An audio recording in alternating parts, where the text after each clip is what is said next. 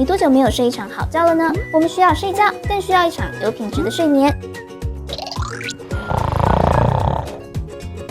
有些人以为打呼就是睡得好，殊不知打呼过程使身体睡睡醒醒，醒醒睡睡，反而越睡越累。